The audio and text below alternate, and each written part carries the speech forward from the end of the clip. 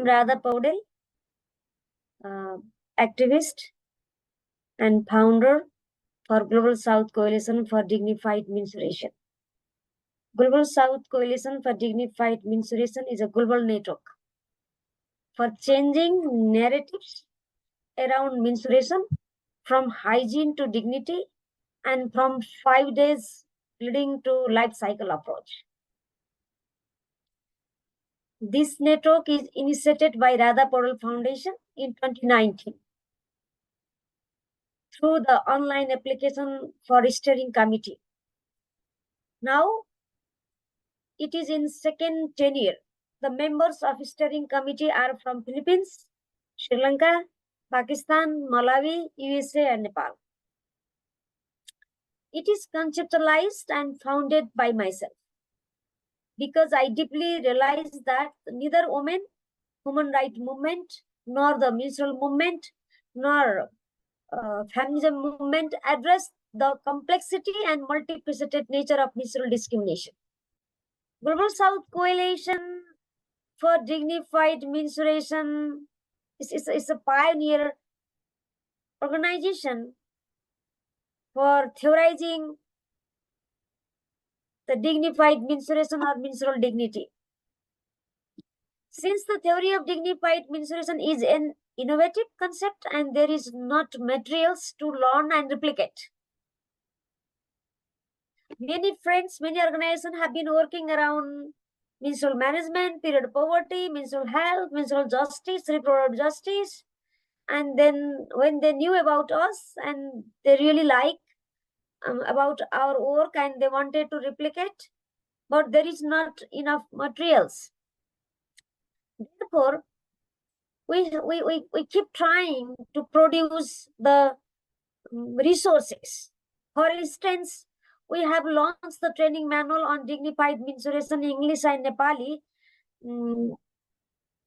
So if any of you like to have the training manual on dignified menstruation, which talks about the unequal power construction and patriarchy, the link with the health, education, gender-based violence, SRHR, CSC, HIV, climate crisis, pandemics, disasters, and so on.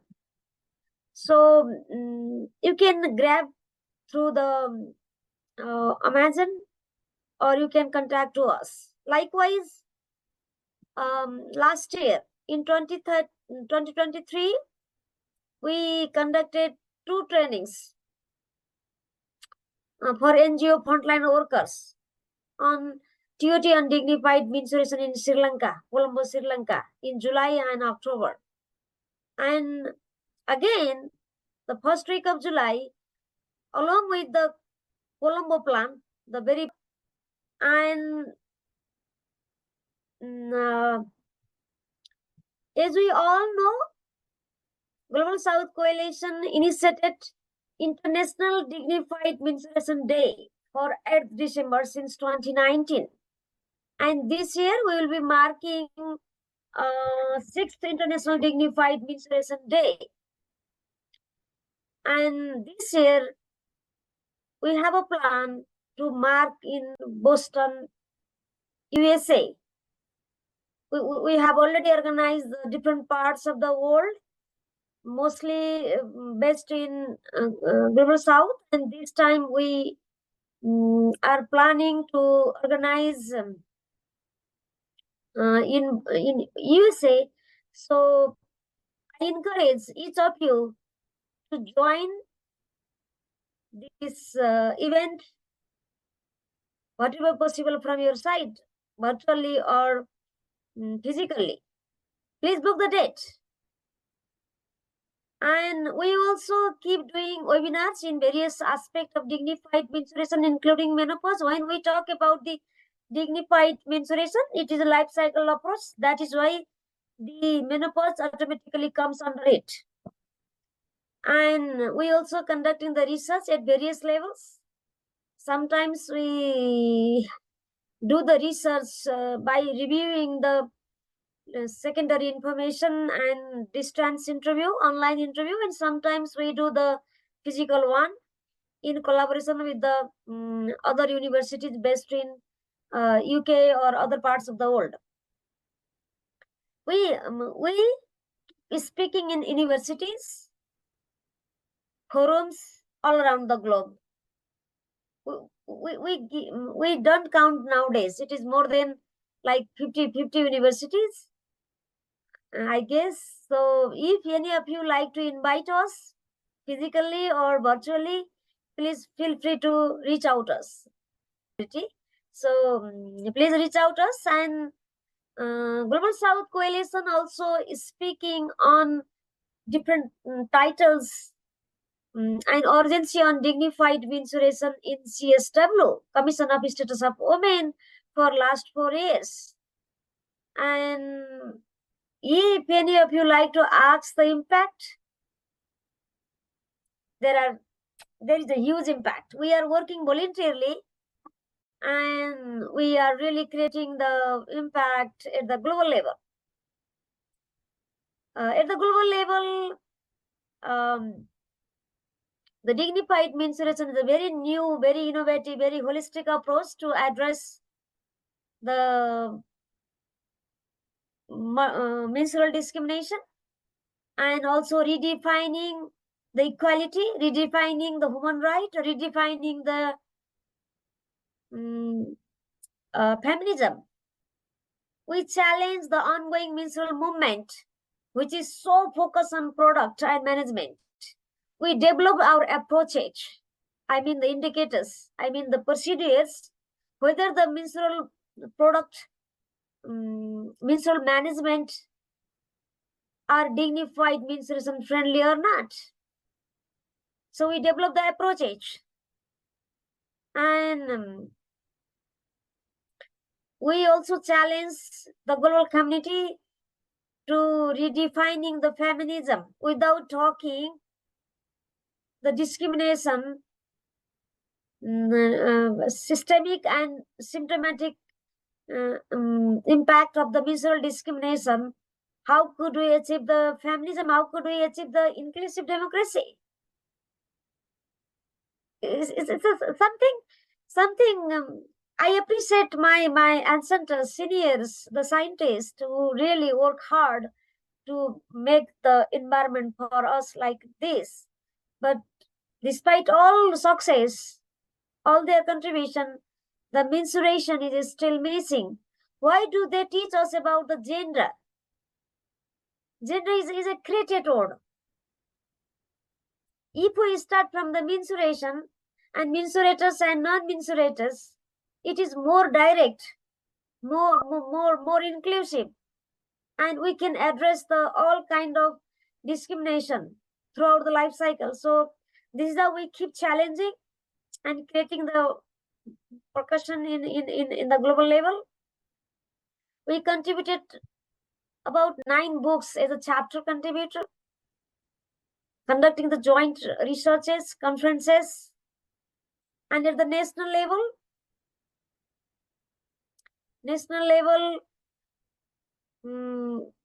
we our voices, particularly the campaign on dignified menstruation, which initiated and led by myself and my team. Later it became the team, and right now we have the global team. I'm happy and proud with my team in Nepal and outside. And in only 2017, I spent like 40 years to struggle and to define the dignified menstruation. Is very result oriented concept. And only in 2017, my government of Nepal heard us and drafted the National Dignified Menstruation Policy. Likewise, we have the menstrual law. If there is any kinds of menstrual discrimination, it is a punishable. And our government also started distribute the menstrual pad on free in public schools, and mainstreaming dignified menstruation into the ongoing program like child marriage, strategy on child marriage, or Gender Equality Act, or municipality policy. So there is a long way to go. However, the Nepal government is really doing remarkable work around dignified menstruation, and we also publish the different kinds of books in Nepali exclusively on dignified menstruation. These books for neurodevelopmental disorder, adolescents with the neurodevelopmental disorders, and the book, the mini handbook, entitled Dignified Menstruation is Everyone Business. It is available in 5 languages: Spanish, English, German, sign language, and the fiction, non-fiction. And we also keep writing the songs, because the between the age of 6 to 9 years, the mensurators and non-mensurators started to understand about the menstrual discrimination by observation from the mother, sisters, or movie or media. And since then, mensurators consider themselves as inferior, powerless, whereas non-mensurators consider themselves as superior and powerful. But we don't have materials to educate them.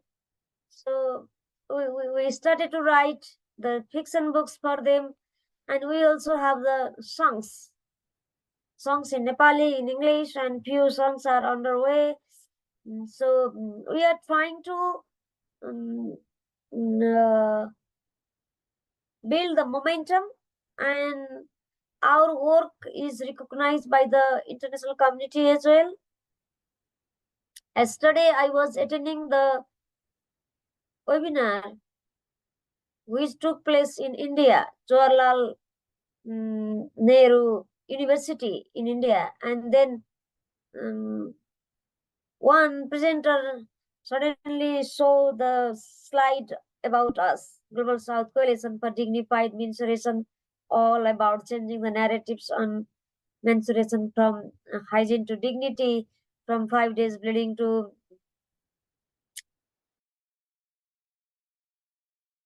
life cycle approach, from charity to human rights approach. So it was really nice to see that kind of things. Nowadays, many organizations in Nepal, about more than 40 organizations are getting membership and working around dignified menstruation, whatever possible, whatever capacity they have. So we have been working like that way, and then very recently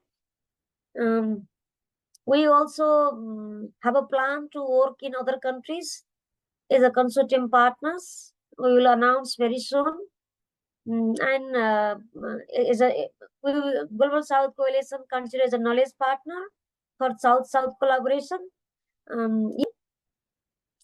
And also, if any of you like to have us in any condition, please let us know. And upcoming Menstrual Management Day, in colleagues from Latin America, they will be hosting the conference in El Salvador, and I'll be speaking as a keynote speaker. So please find the information and join the movement. No matter where we are, no matter what capacity we have, we can work. Menstrual talk, dignity first. This is our formula. Menstrual talk, dignity first. If you are working around the tampon or the toilet or the water supply or the girls' power or education, whatever the project title, if you are talking about the menstruation, please center the menstrual dignity. Menstrual talk, dignity. Dignified menstruation in a simple language, in a aspect where people do not understand the entire power dynamics, patriarchy, something like that. In that case, if there is no single differences between non-mensurating days and menstruating days. This is called the dignified menstruation. If you are drying your menstrual panty by hiding or somewhere in a bush, or if you are hiding your menstrual pad by the paper, newspaper, or the black plastic, this is also undignified. So very simple formula. In a village, you can say how many days you have in a month, average 30 days. And in average, how many days you have menstruation? 5 days. So how many days remaining? 25 days. So whatever activities you have been doing in a 24 hour, can you do the same kind of activities in a 5 days when you are menstruating? And if they say yes, this is the dignified menstruation. If they say I do everything, but I could not do the pray. My grandmother little bit unhappy, so I don't like to make her unhappy. I cannot go and have a cassava during menstruation. That kind of excuses at the name of the religion, culture, or elders, or the faith healers, or the priest, are the forms of menstrual discrimination. So this is a very simple example. And while you talk about the dignified menstruation, you need to understand what does mean by the menstrual discrimination. The menstrual discrimination is a wide range. Some are taboo, stigma, signage,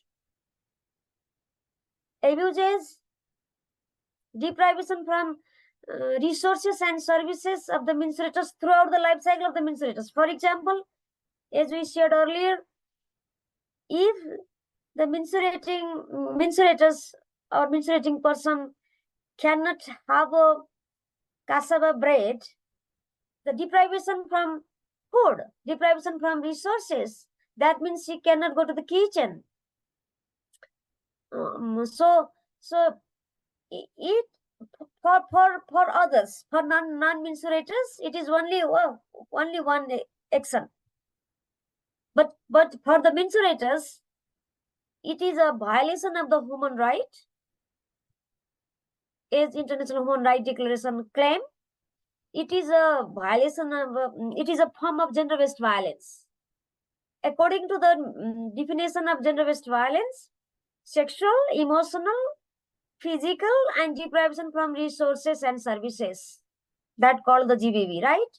So if I could not go to the kitchen and have a cassava bread or water when I feel hungry or thirsty, where is my right to mobility? Where is my right to food, right to health, right to dignity, right to freedom, right to equality, which is all the ranges of human rights?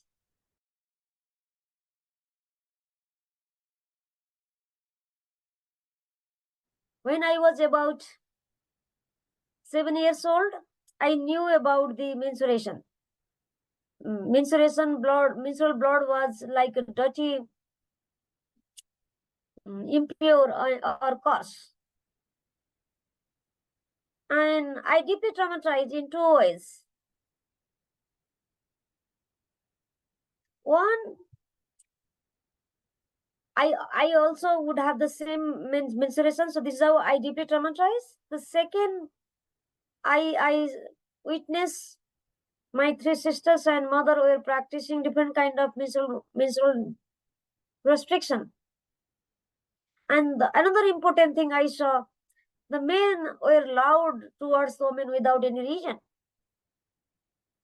My mind said, oh, because the women were menstruating, that is why having or getting shouting or blaming or accusation or beating is normal for them, because they were the inferior, they were the powerless. So I was so deeply traumatized, and I left home for committing suicide when I was 9 years old. But it was failed attempt. unfortunately that time, but right now it's fortunately I'm speaking with you and all your audience. And later, when I had a first menstruation, when I was 14 years old, I ran away from the home for 5 days because I don't like to follow the all restriction what my three sisters and mother were followed. So see, you can see the tension, the stress, the emotional damage within myself. Where is my peace? My mental peace, my emotional peace, everything is destroyed, was destroyed. And next year, coincidentally, I went to the nursing college and I knew about the menstrual blood. It is a pure, it is a clean, and because of this menstrual blood is all the men who were shouting towards the women also born from that blood, and this universe exists because of the menstruation. So since then I started to speak about the menstruation. So while speaking in the beginning, I also influenced with other organizations, other thoughts, and I worked in menstrual management because I lost my cloth pad in school while doing the PE. So that is how I wanted to fix that, and I started the reusable cloth pad factory and the biodegradable pad factory in Nepal because I wanted to fix it. But while I keep doing my research for my bachelor degree, traveling across the country and traveling abroad, having interaction, classes in UK, in school, in college, in universities. Oh my goodness, it's not about the poverty. It's not about the religion. It's not about the ethnicity. It's about the silence, ignorance, and misinterpretation of menstrual discrimination. The menstrual discrimination is practicing across the globe with the different names, forms, and magnitude. That is missing by the entire women's human rights movement. So this is how I coined dignified menstruation. I knew the menstrual product is the 5th rank of the plastic content pollution globally. And I also observed many campaigners focusing on the menstrual pad. If any menstruators don't have the menstrual pad, oh, I'm very poor, I don't have a menstrual pad. The menstrual pad is not safe. None of the menstrual product is safe 100%. We have to use with the precaution. That is why we need to put the menstrual dignity again while working on menstrual management or menstrual product or even for the infrastructure. So that part is missing. Often few of my friends blame me that the dignified menstruation is a big idea, which is absolutely wrong. They are not ready to change themselves and they keep blaming us. If they are really like to dismantle the patriarchy, really committed to make an equal power relation, there is no way. So the dignified menstruation is a new tool for the equality, for this real transformation. No matter where you are, climate justice campaign or education or tampon distribution campaign or anywhere.